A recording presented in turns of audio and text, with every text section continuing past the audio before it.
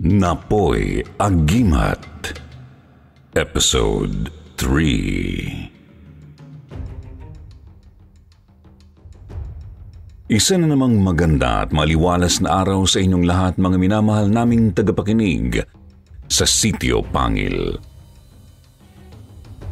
Muli ay maghahatid kami sa inyo ng isa na namang parte ng panibago nating serye na pinamagatang Napoy Agimat. Halina't samahan niyo akong pakinggan ang susunod na kwentong hatid sa atin ng letter sender nating si Bayani.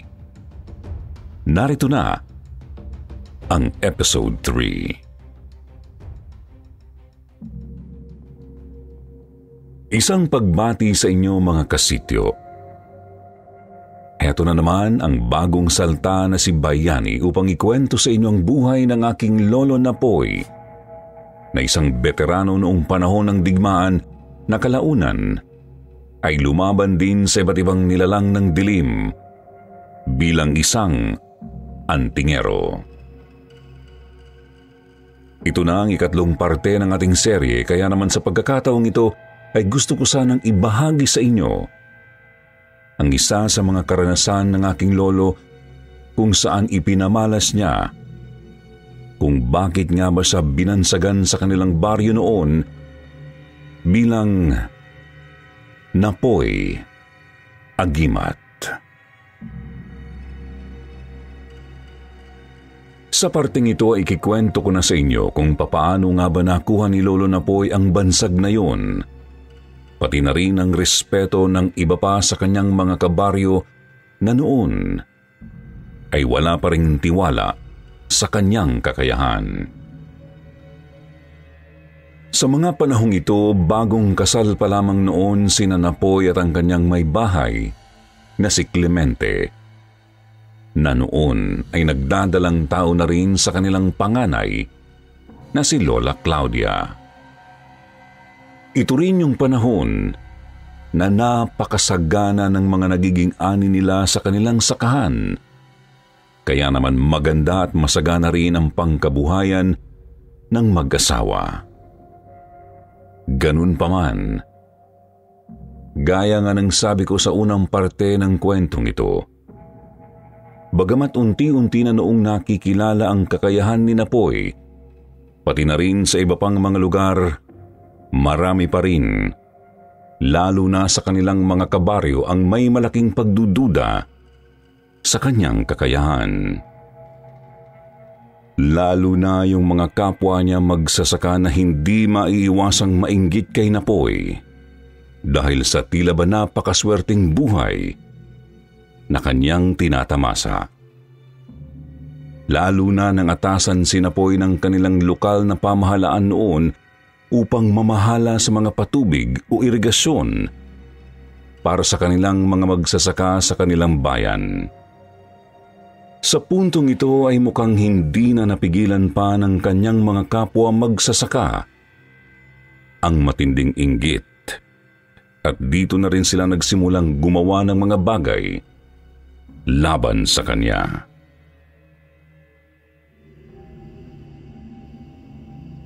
Ayon sa kwento sa akin ni Lola Claudia, marami na raw ginagawa ang ibang magsasaka noon para lang masabotahe ang kabuhayan ni Napoy. Tulad na lang ng paninira nila sa kanilang mga pananim, na ilang beses din daw niyang pinalampas hanggang isang beses daw nahuli ni Napoy ang isang grupo ng mga kalalakihang magsasaka na tila dinadaya yung daluyan ng patubig sa kanilang lugar. Gayong hindi pa naman sila ang naka-schedule para sa araw na yun. Mahinahon naman daw silang sinita ni Napoy, pero imbes ay bigla na lang daw binunot ng tatlong kalalakihang ito ang mga itak na nakasukbit sa kanya-kanyang tagiliran. Nagsalubong naman daw kaagad ang kilay ni Napoy. Sinubukan niya pang pigilan ng mga ito sa pamamagitan ng mahinahon ulit na pakiusap. Pero tinawanan lamang siya ng tatlo hanggang sa isa na sa mga ito ang sumugod sa kanya at inundayan siya ng taga. Mabuti na lang at mabilis na nakaiwas si Napoy. Ikinagulat pa ng tatlong lalaki nang halos hindi nila makita ang naging pag-iwas ni Napoy sa sobrang bilis ng kilos niya na animo isang kidlat. Nagkatinginan pa nga raw ang mga ito. Bahagya silang nasindak. Pero huli na para atrasan pa nila ang laban. Kaya muli nilang pinalibutan si Napoy at iniambad dito ang kanilang mga hawak na sandata. Mahinahon naman daw silang kinausap ni Napoy na itigil nila ang kanilang mga ginagawa dahil hindi niya gustong saktan ang mga ito. Pero maririnig na rin ang diin at pagbabanta sa kanyang tinig. Doon ay nagtawa na naman ang tatlo at sinabing huwag daw siyang masyadong mayabang. Mabilis lang naman daw siyang umilag. Pero siguradong kapag tinamaan siya ng taga, hindi sasantuhin noon kahit ang kanyang buto. Dinagdagan pa ng isa sa mga ito na hayaan daw niya at kapag namatay siya, ito na ang bahala sa maganda niyang asawa. Doon na raw nagpantig ang tenga ni Napoy. Pakiramdam niya raw ay biglang uminit ng husto ang ulo niya na kulang na lang ay sumabog ito. Nawala ang emosyon sa kanyang mukha pagkatapos ay nagsimula siyang humakbang papalapit sa kanila. Para siyang isang tigring handa na ngayong sumakmal sa kanyang biktima na hindi napapapigil pa sa kahit na sino. Doon ay nanumbalik ulit ang naramdamang sindak ng tatlong lalaki kanina, ngulit upang itago ang pagkabahag ng kanilang buntot, ay muli na lamang nilang inundayan ng sabay-sabay na taga ang aking lolo. Bigla na lang daw nanlaki ang mata ng tatlong lalaki nang hindi man lang nasugatan ni Katiting ang kahit na anong parte ng katawan ni Napoy. Bagkus ay tumalbog lamang sa napakakunat niyang balat ang kanilang mga itak. Doon ay bigla silang napaatras. Nabitiwan din nila ang kanilang mga hawak na sandata at takot na napatitig sa ngayon ay nagtatagis na mga bagang ni Napoy. Dinig na dinig daw ng tatlo na nagtunugan ang mga buto nito sa daliri na halatang handa na nitong isuntok sa kanilang mga pagmumukha. Napaupo na lang ang tatlo sa takot habang papalapit sa pwesto nila si Napoy. At wala na silang nagawa kundi ang mapapikit nang makita nilang iniangat na nito ang kanyang kamao at sa isang iglap ay sumuntok ito. Halos maihina raw sa kaba ang tatlo nang makita nilang hindi pala sila ang pinatamaan ni Napoy ng suntok, kundi ang buhay na batong sinalampakan nila kanina, na ngayon ay durug-durug na. Kung silang tinamaan noon malamang, ay ganon din ang kanilang mga magiging hitsura.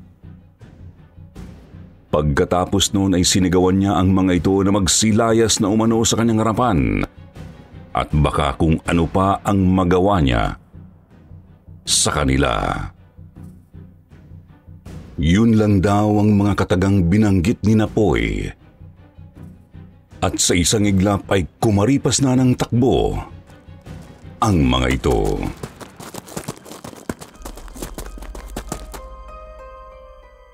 Pag-uwi niya ng bahay ay nagulat pa nga raw si Clemente nang makita ang tatlong malalaking pasa sa katawan ng asawang si Napoy. At dahil doon ay napilitan siyang magkwento sa kanyang misis. Sabi kasi ni Lola Claudia, hindi naman daw kasi totoong kapag may anting-anting ka ay hindi ka na talaga makakaramdam ng kahit na anong sakit. Tulad nga ng nangyari kay Napoy, hindi nga ito tinatabla ng taga, ngunit sa bawat ataking sasalagin niya, ay masasaktan pa rin naman siya ng bahagya. Hindi nga lang kasing lala ng magiging epekto nito sa isang normal na tao. Pagkatapos noon ay mabilis daw na kumalat ang balita sa kanilang lugar na tunay nga ang mga agimat na tinataglay ni Napoy. At simula nun, wala na ulit nagtangkang sumubok sa kanyang lakas.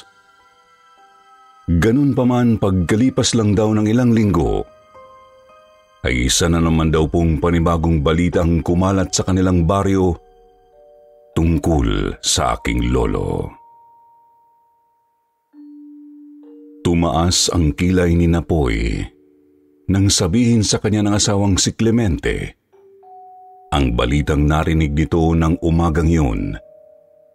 Nakalat na raw noon sa kanilang baryo. Nagpunta raw kasi ito kanina sa simbahan at yun ang narinig nitong usapan ng mga tsismosa doon. Kaya naman muntik pa itong mapaaway kanina. Bigla raw kasing nagkasakit yung 3 lalaking nakalaban ni Napoy noon lang nakaraang linggo. Tinubuan daw ng malalaking pantal ang mga mukha nila at katawan na sa tuwing mapipisa ay naglalabas daw ng napakaraming nana. Wala na raw kasi silang maisip na ibang pwedeng gumawa nun sa kanila kundi si Napoy lang, na hindi naman lingid sa kaalaman ng lahat na may alam din pagdating sa karunungang itim. Napailing naman bigla si Napoy. Ang katwiran niya kung gusto niyang saktan ang mga ito dapat ay ginawa niya na yun sa kasagsagan pa lang ng away nila. Isa pa, wala naman talaga sa ugali niya ang kumana ng mahihina at walang kalaban-laban sa kanyang abilidad. Dahil yun nga ang nilalabanan niya noon. Kaya siya sumali sa pakikipagdigmaan. Nagpasya na lang daw noon si Napoy. Napuntahan ng 3 kalalakihang nanugod sa kanya nung nakaraang 2 linggo na ang nakalilipas upang sana ay klaruhin sa mga ito na wala siyang kinalaman sa mga nangyayari sa kanila ngayon. Ngunit hindi na inaasahan ang eksenang maaabutan niya pala dun sa looban kung saan nakatira ang mga ito. Nagkakagulo ang mga tao sa labas ng bahay na tinutuluyan ng 3 lalaki na napag-alaman ni Napoy na magkakamag-anak pala. Maraming mga nakikiusyosong kapitbahay sa nangyayari sa kanila habang ang 3 lalaki namang ito naitago na lang natin sa mga pangalang Doming, Danilo at Antonio ay halos nagpapalakasan na raw ng iyak dahil sa sakit na nararamdaman nila sa mga sugat at nakapandidiring mga pantal at bukol na tumubo sa halos buo nilang katawan.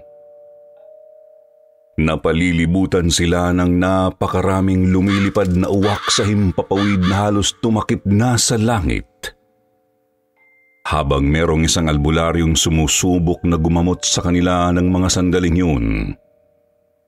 Ngunit nang makita ito ni Napoy ay halos matampal niya ang sariling noo dahil mali ang ginagawa nitong paraan ng kunwari ay pagpapalayas daw ng demonyo sa katawan ng 3. Pinatigil ni Napoy ang albularyo. Sinabi niyang lalo lamang nitong sinasaktan ang kanyang mga ginagamot. Naiiling niyang inagaw mula sa kamay ng huwad na albularyo ang palaspas na ginagamit nitong panghampas sa 3 kawawang biktima nito. Ni hindi nga raw benditado ang palaspas na ginagamit nito kaya napapalatak pa si Napoy. Pero imbis na makinig sa kanya ay kinumbinsi pa raw ng albularyo ang mga taong nakapalibot sa kanila noon na huwag daw maniwala sa aking lolo dahil ito mismo ang salarin kung bakit nangyayari yun sa tatlo. Ganun pa man ay hindi pa rin nagpatinag si Napoy sa mga pambibintang nito sa kanya, bagkus ay dire-diretso na lang niyang nilapitan ng tatlong lalaking namimilipit pa rin noon sa sakit. At isa-isang binulungan ng mga ito sa kanya-kanya nilang mga tenga. Dahil sa ginawang yun ni Napoy, isa-isa raw ay biglang nagputukan ng malalaking bukol at mga butlig sa mukha at katawan ng tatlo. Dahil doon ay umagos ang nakakadiring nana sa kanilang mga sugat na lalo pang nagpahiyaw sa mga ito. Pagkatapos noon, nakita rin ang lahat ng tila unti-unting pagtubo ng animo ugat ng puno sa kanilang mga paa, kasabay ng pagbabago ng kanilang mga hitsura, boses at pangangatawan. Bigla na lang naging matikas ang kanilang dibdib, naging bato-bato ang kanilang mga braso at animo sila tinubuan ng tigi-tigisa at paikot na mga sungay sa gitna ng kanilang mga noo. Nagulat ang lahat ng nanonood sa eksena. Kahit ang albularyo ay halatang natakot sa kanyang nakita, lalo na nang pukulan siya ng masamang tingin ng tatlong lalaking kanina lang ay ginagamot niya. Pagkatapos ay bigla nila siyang nginisihan. Bago sila muling humarap sa noon ay nakatayong si Napoy.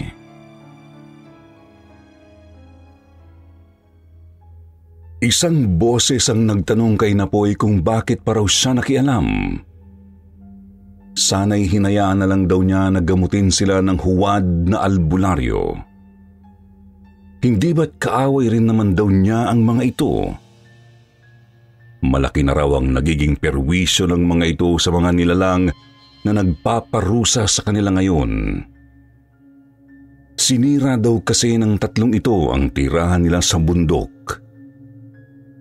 Dinumihan nila ang bukal na kanilang binabantayan at walang pakundangang pinatay ang mga alaga nilang uwak para kainin. Humiyaw si Domeng gamit ang isang kakaiba at nakapangingilabot na boses na akala mo'y nanggagaling sa ilalim ng lupa.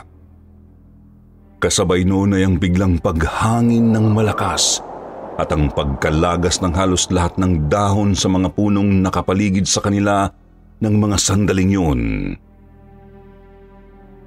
Umiling-iling si Napoy. Pinakalma ang sarili. Ayaw niyang makaaway ang ngayon ay mga kaharap na engkanto ng bundok dahil minsan niya nang naging kaibigan ang mga ito. Alam niyang hindi sila basta-basta nananakit ng mga tao, maliban na lang kung sinagad nito ang kanilang galit. Ngunit hindi niya naman maaaring pabayaan na lang ang kanyang mga kabaryo. Kaya sinubukan pa rin naman niyang pakiusapan ang mga ito. Hiniling niyang patawarin na ang tatlo. Sa tingin niya naman, sapat na ang parusang ipinataw ng kanyang mga kaibigan sa mga hinayupak na yun. Hindi naman na raw siguro kailangan pang kitilin nila ang kanilang mga buhay. May mga anak din kasi ang mga ito. Kahit na masasamang tao sila, ay meron pa rin namang mga paslit na umaasa sa kanila sa ngayon. Yun ang ipinaliwanag ni Napoy sa mga engkantong kaibigan niya. Biglang yumuko si Napoy. Hinawakan ang kanyang dibdib kung saan nakatago ang isang agimat na ang mga engkantong kaharap niya mismo ngayon ang nagbigay sa kanya noon. Ang mutya ng bukal sa anyo ng isang buhay na bato na siyang dahilan. Kaya naman kahit na anong sakit na dumapo sa katawan ni Napoy ay mabilis lamang na gumagaling at nahuhugasan ng tubig. Mababait daw pala ang uri ng mga engkantong ito, ngunit talagang masama silang maging kaaway, lalo na at hindi naman sila gumagawa ng kahit na anong ikapapahamak ng mga taong matagal na rin naman nilang kasamang namumuhay dito sa ibabaw ng mundo, buhat ng masyado nang maging masikip para sa kanila ang mundo ng mga engkanto. Biglang huminto ang tila buhawing pag-ikot ng hangin sa kanilang pwesto.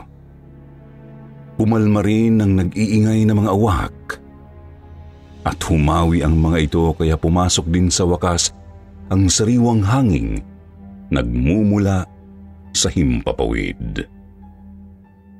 Ngunit sa kabila noon ay hindi pa rin daw nagbago ang hitsura ng tatlong lalaki. Pagkatapos ay muling nagsalita ang engkantong kausap ni Napoy sa pamamagitan ng bibig ni Domeng. Tinanong pa raw si Napoy ng mga ito na kung pagbibigyan nila siya, ano naman ang magiging kasiguraduhan nilang hindi nauulit pa ang mga salbahing ito. Sandaling nag-isip si Napoy. Kailangan niyang maging matalino sa kung ano ang isasagot niya sa mga ito. Dahil isang maling salita lamang ay tiyak na papatayin ng mga engkanto sina Domeng. Ganun sila katindi kung magtanim ng galit. Hindi sila papayag na basta na lang silang magbibigay ng kapatawaran, dahil hindi rin naman sila ganun kadaling mapuno. Mahal nila ang mga tao, kaya nga masakit para sa kanila ang abusuhin sila ng mga ito. Kaya naman dahil doon na isang pasya ang nabuo sa isip ni Napoy, hiniling niya na lamang na bulagin na lamang nila ang kaliwang mata ng bawat isa sa mga ito. Sa ganung paraan magtatanda na sila, dahil kung sakaling muli pa nila itong uulitin, ay hahayaan na raw niya ang mga engkantong kitilin na ang kanilang mga buhay. Doon ay napangiti na raw sa wakas ang engkantong kausap ni Napoy. Hindi na rin bumilang pa ng ilang segundo, dahil agad-agad ay muling naghiyawan sa sakit ang tatlong lalaking pinarurusa ng engkanto, nang bigla na lang daw magputukan ang kaliwang mata ng bawat isa sa kanila. Pagkatapos noon ay naramdaman nilang tila may kung anong mabigat na bagay na umalis sa kanilang mga balikat, at noon ay nawala rin ang tila madilim at maitim na enerhiyang bumabalot sa buong lugar. Sa isang iglap ay nawala rin daw ang mga bakas ng bukol na kanina ay halos pumuno sa mga mukha nila. Maliban na lang sa sugat na nasa kani-kaniya nilang mga mata na maya-maya pa, ay isa-isang dinampian ni Napoy ng kanyang daliri at inusalan ng dasal upang mabilis na maghilom ang mga ito. Hindi magiging madali ang proseso noon, ngunit makakatulong ang orasyong ibinulong ni Napoy sa hangin upang bawasan ang kanilang mararamdamang sakit at kirot, lalo na kapag sasapit ang malamig na panahon. Kahit papaano magsisilbing representasyon pa rin ang marka ng pagkawala ng isa nilang mata upang hindi na sila umulit pa. Halos lahat daw ng nakakita ng pangyayaring yon ay naiwang nakanganga sa loob ng ilang minuto. Hindi sila makapaniwalang masasaksihan mismo ng mga mata nila ang kakayahan ng kanilang kabaryo na si Napoy Agimat. Kahit mga binulag ng mga engkanto ang mata ni na Domeng, Danilo at Antonio, ay nagpapasalamat pa rin kay Napoy ang kanya-kanya nilang pamilya dahil kung hindi ito dumating, malamang na mas masahol pa ang naging kapalit ng kasalanan nila sa mga engkantong naperwisyo ng kanilang kapabayaan. Samantala noon din mismo, ay nakaramdam naman daw ng hiya ang albularyong gumagamot sa mga ito kanina. Yukong-yuko ito nang umalis sa kanilang lugar at halos hindi na lumabas pa ng bahay. Pagkatapos ng pangyayaring yun, dahil na rin sa takot at hiyang nararamdaman niya kay Lolo Napoy. Yun daw ang naging simula ng pagiging malapit ng iba pa nilang kabaryo kay Napoy. Dahil sa wakas ay napatunayan niya sa mga ito ang kanyang kakayahan. Bagamat wala naman talaga siyang pakialam noon sa kanilang opinyon, mas maigi at mas magaan pa rin ang naging buhay nila pagkatapos na makuha niya ang paggalang ng mga ito. Sa paglipas daw ng panahon, ay marami pa sa kanyang mga kabaryo ang natulungan ni Napoy na ikikwento ko sa mga susunod pang parte ng seryeng ito. Sana ay nagugustuhan niyo ang daloy ng aking kwento, mga kasityo pangil. Muli, ako nga pala ulit si Bayani. Bagong salta lang dito sa Sityo Pangil. Hanggang dito na lang muna. Itutuloy.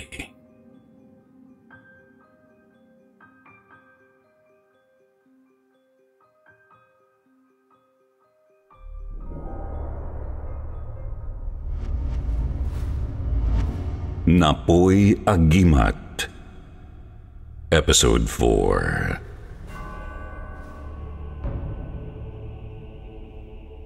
Magandang araw muli sa inyong lahat, mga minamahal naming tagapakinig dito sa Sityo Pangil. Ito na naman ang inyong lingkod upang sa araw na ito ay hatiran kayo ng isa na namang kapanapanabik na episode ng ating panibagong serye tungkol kay Napoy Agimat. Episode 4 na tayo, mga kasityo pangil, kaya naman ano pang hinihintay natin? Halina't pakinggan na natin ang kwento. Kumusta kayo, mga kasityo pangil?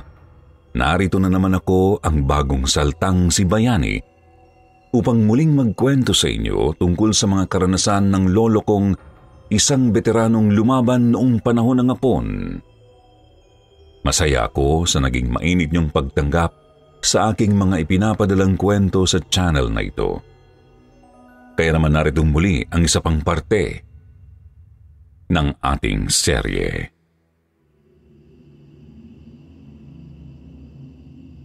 Itong karanasang nais ko sanang ibahagi sa inyo ngayon ay nangyari nung panahong nasa 4 na taong gulang na raw ang panganay na anak ni Napoy at Clemente, na walang iba kundi ang aking Lola Claudia. Ito rin yung panahong hindi na rin gaanong tumatanggap si Napoy ng mga kasong paranormal na inilalapit sa kanya dahil ang prioridad niya na noong mga panahong yun ay ang kanyang mag-ina. Ngunit talaga nga yatang kadikit na ng pagkatao ni Napoy ang mga kakaiba at tila hindi kapani-paniwalang pangyayari dito sa mundo.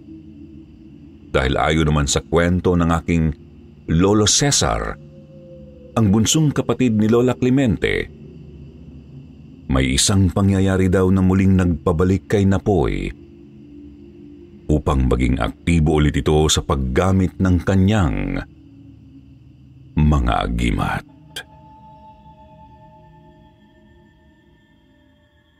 Dapit hapon.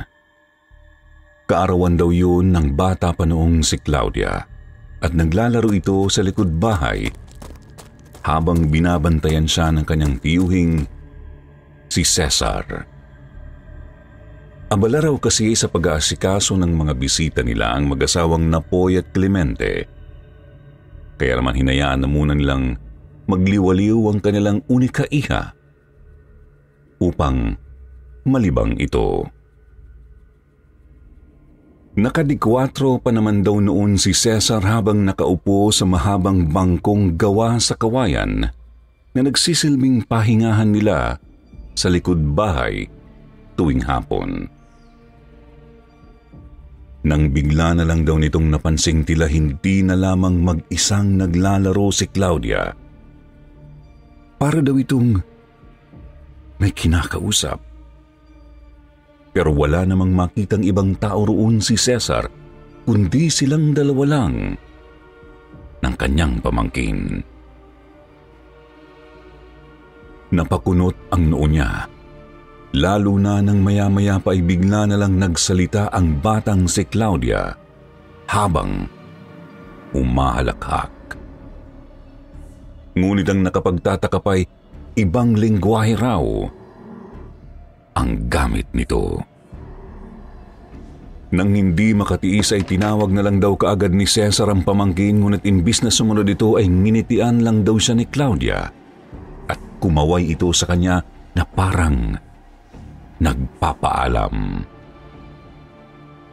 Pagkatapos ay nakita niyang bigla na lang nitong itinaas ang isang kamay at aktong kumapit sa isang hindi nakikitang nilalang habang naglalakad ito palabas ng kanilang bakuran. Habol-habol daw ni Cesar ang kanyang pamangkin na ngayon ay tinatahak na ang daan nito patungo sa palayang ang kabilang bahagi naman ay purong kagubatan na. Madaling-madali si Cesar dahil sa pagtataka niya rin ay napakabilis daw kung maglakad ng 4 na taong gulang niyang pamangkin. Parang halos hindi na nga raw lumalapat noon sa lupa ang mga paa nito, kaya naman mabilis itong nakalayo. Hanggang sa hirap nang makahabol si Cesar, kaya naman nagpasya na siyang tawagin ang kanyang bayaw na si Napoy. Animo bigla raw nagpanting ang tenga ni Napoy nang marinig ang sigaw na yon ng bayaw na si Cesar. Agad niyang binitawan ang hawak na isang bilao ng kakanin na ihahain niya sana sa mesa at dali-dali siyang tumakbo patungo sa likod bahay. Tarantang-taranta siya gayong wala naman yun sa kanyang karakter. Simula raw kasi nang magkaanak si Lolo Napoy, ay naging napakaprotektibo na raw nito sa kanyang mag-ina. Mabilis din siyang kamahan lalo na pagdating kay Claudia. Hysterikal agad si Napoy nang hindi niya makita ang unika iha sa likod bahay. Hindi sinasadyang nakwelyohan niya pa ang kapatid ng kanyang asawa na agad namang nasindak nang makita ang kanyang reaksyon. Kahit nga raw si Clemente ay pinanlakihan na lang ng mga mata nung makita niya ang naging reaksyon ng asawa. Taranta namang itinuro ni Cesar ang direksyong tinahak ng pamangkin. Talagang kinabahan siya nang makita ang galit na mukha ng kanyang bayaw, kaya mabilis siyang humingi ng pasensya rito. Hindi napigilan ni Napoy na mapamura ng biglang kumalabog ang dibdib niya pagsagot pa lang sa kanya ni Cesar. Lalo pa yung nadagdagan ng maya-maya pa ay bigla na lang niyang malanghap ang isang kakaibang amoy na humalo sa hanging bigla na lang umihip ng malakas at tumama sa mukha niya. Amoy patis daw yun. Amoy kambing na hindi na nalilinis na hinaluan din ng amoy ng usok ng sigarilyo. Sumisipa sa lalamunan ni Napoy ang amoy noon. Kulang na lang ay maubos siya dahil sa sobrang tapang ng pag-alingasaw nito. Kaya naman lalo pa nga niyang binilisan ang kanyang paglalakad at mas pinatalas pa ang kanyang pakiramdam. Kailangan niyang mahanap agad si Claudia. Dahil alam at nararamdaman niyang malapit na ito sa kamahamakan. Nagtagis daw ang bagang ni Napoy. napakuyom sa sariling kamao. Kaya naman mabilis itong nilapitan ni Clemente upang pakalmahin. Medyo natatakot na rin kasi noon ang mga bisitang napalabas na rin sa likod bahay dahil sa paghihisterikal ni Napoy. Sobrang pula raw kasi ng hitsura ng mukha ni Napoy nang siya ay nagalit. Animo sa bulkang sasabog na lang basta anumang oras.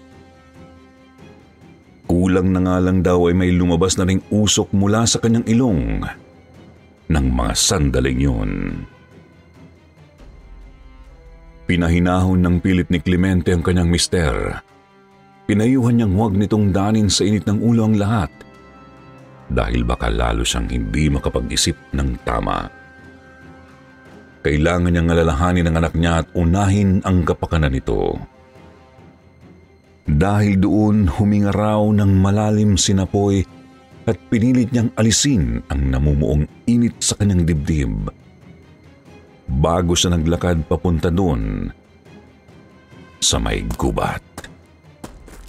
Nagulat pa nga raw ang mga bisita nila nang makitang sobrang bilis lang ng naging paglalakad ni Napoy at sa isang iglap ay narating agad nito ang bukana ng gubat.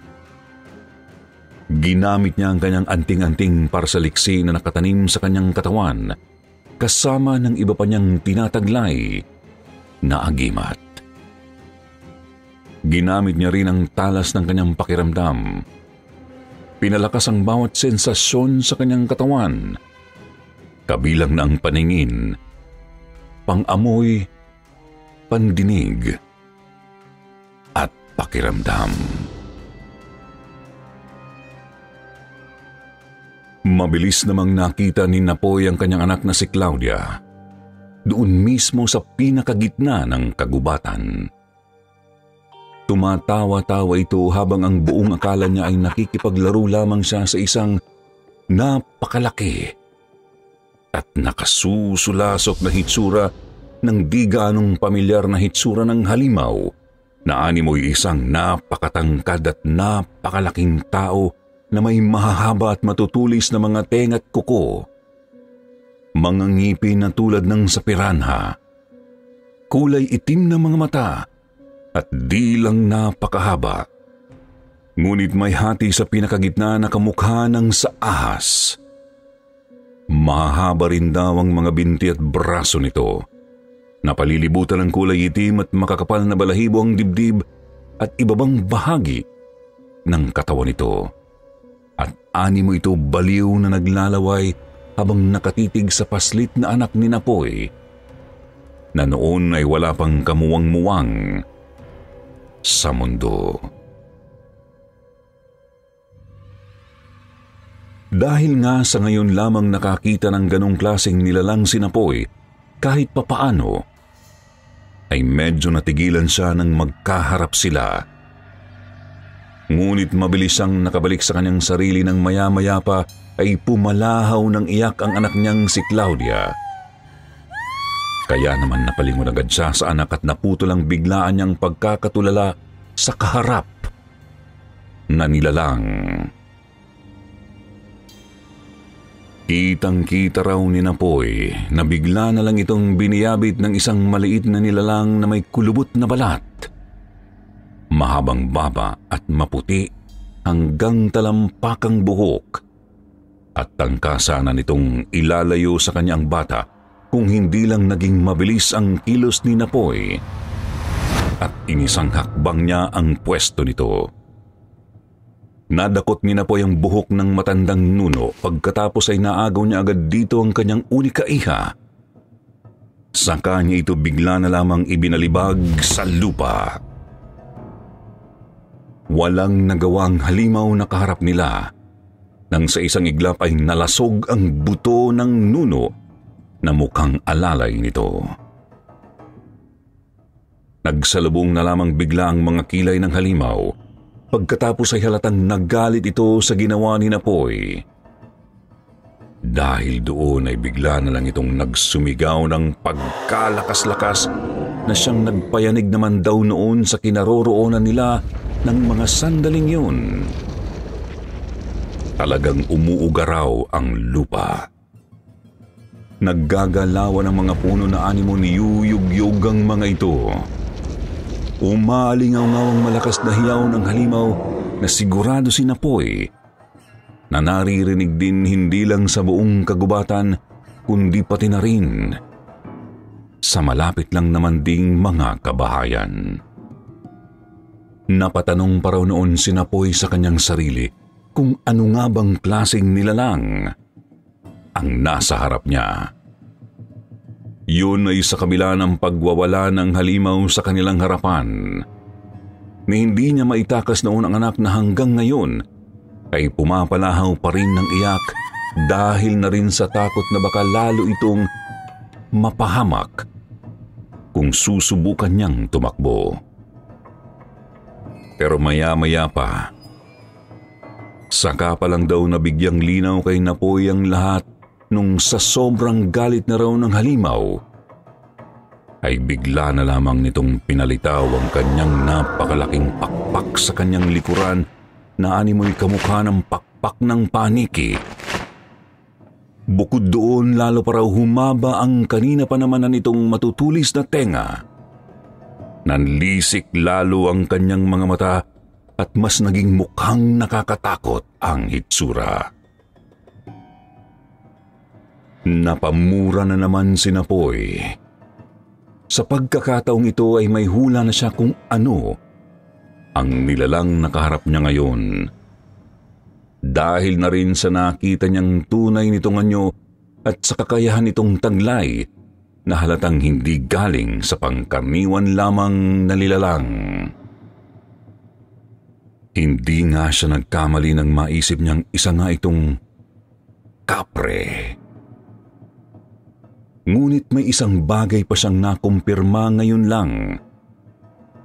Nang bigla na lang nitong patubuin ang kanyang mahahabang pangil na kamukha ng sa mga aswang.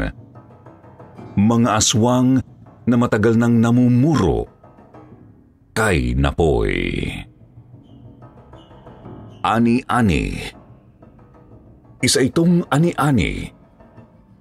Bigla niyang nasambit ang pangalan ng nilalang na ito na tumutukoy sa mga uri ng nilalang na kalahating kapre at kalahating aswang na pawang nagtataglay ng mga katangian ng kanyang lahing pinagmulan.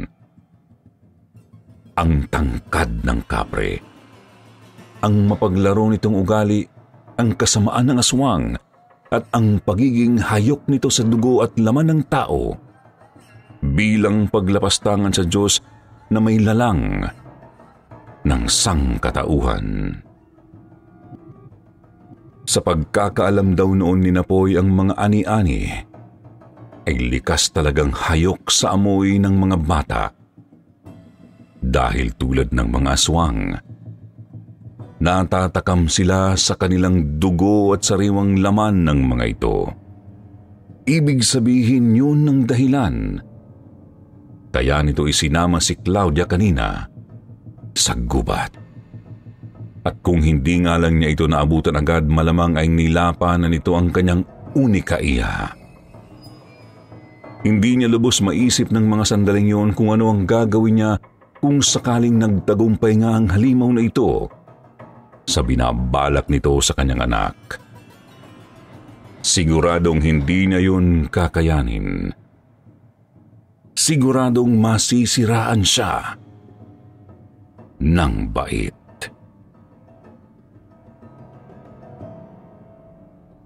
Dahil sa napagtanto ay muli na namang kumulo ang dugo ni Napoy. Nagsimula na namang mamula ang kanyang mukha na animo isa siyang nag-aalburutong bulkan. Kaya lang ay pilit niyang kinakalma ang kanyang sarili upang hindi niya maipahamak ang sariling anak.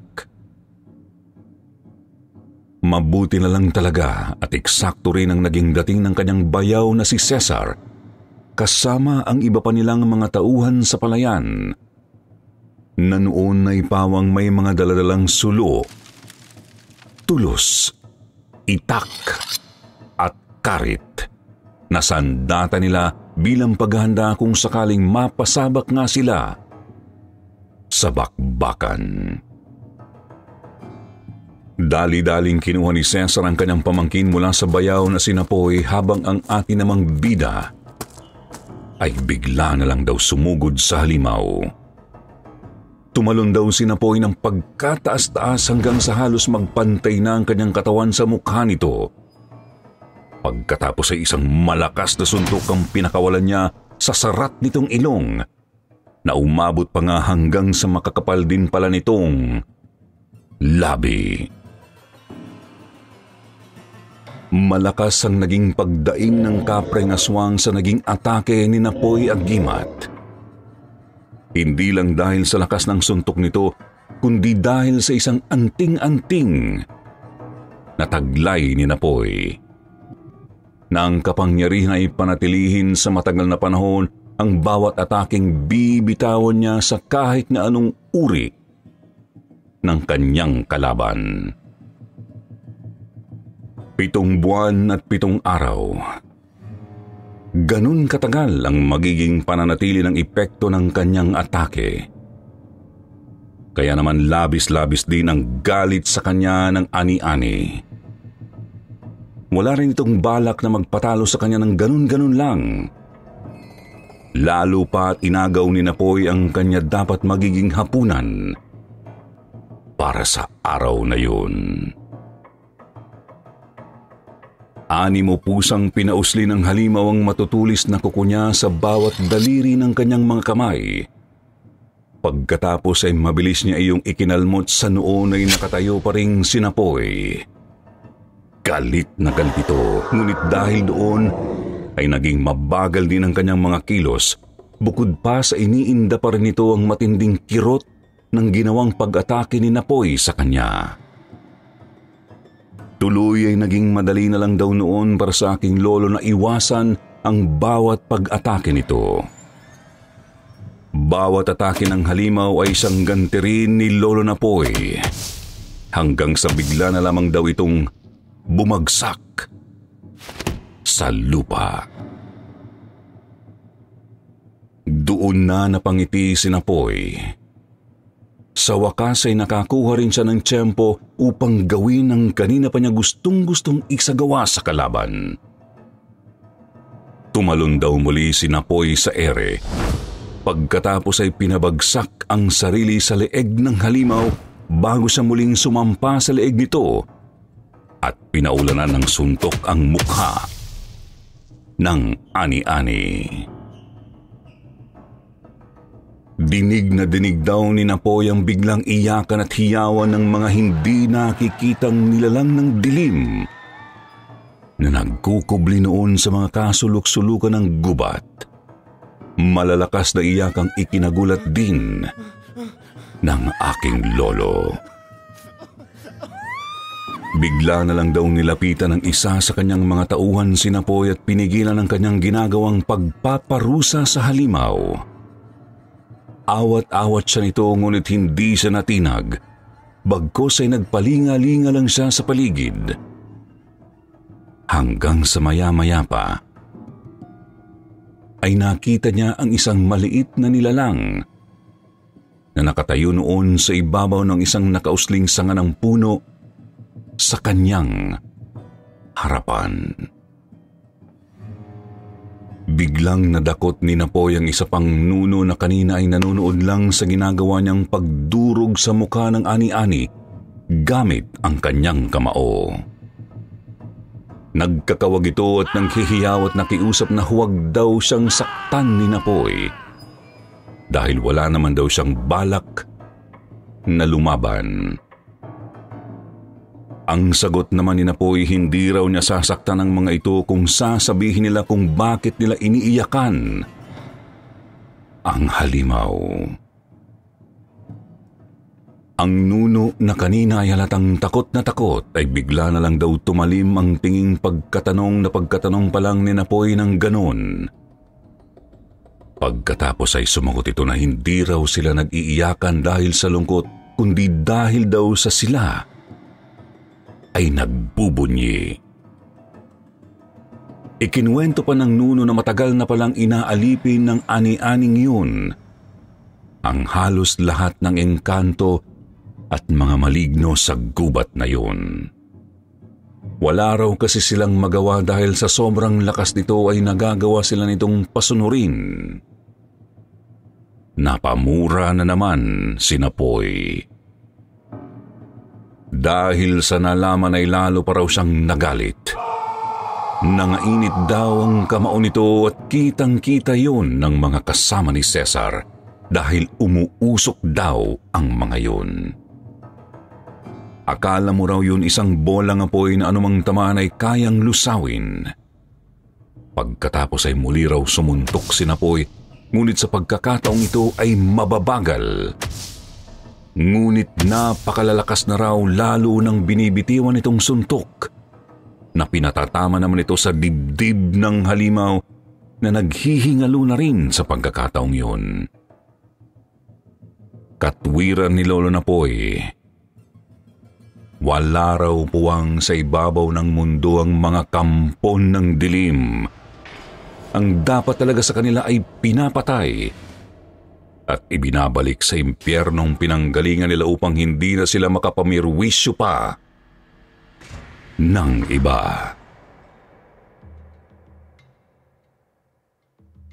Gabi na nang sa wakas ay iwan ng grupo ni Napoy ang wala ng buhay na katawan ng kapreng aswang na yon.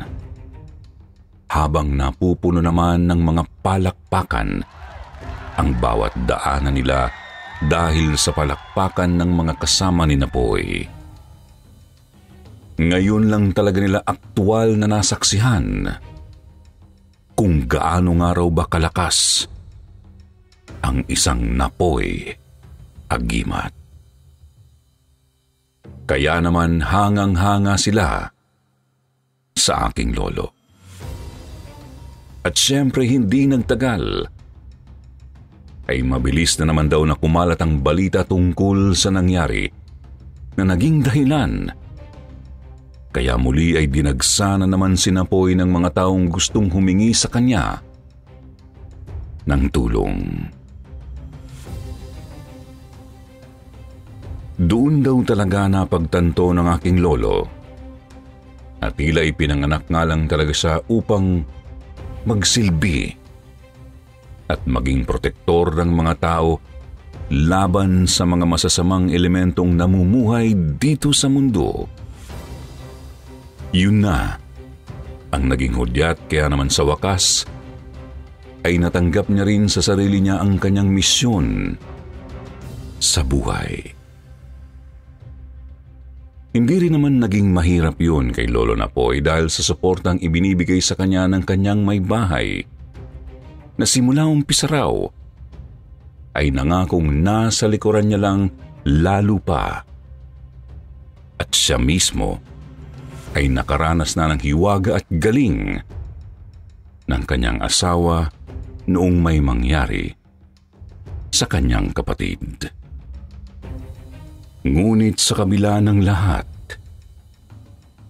marami pa ring matitinding pagsubok ang dumaan sa kanilang buhay nang dahil sa kakayahang ito ni Napoy Agimat. Naikikwento ko sa mga susunod pang kabanata ng seryeng ito. Hanggang sa susunod ulit mga kasityo pangil.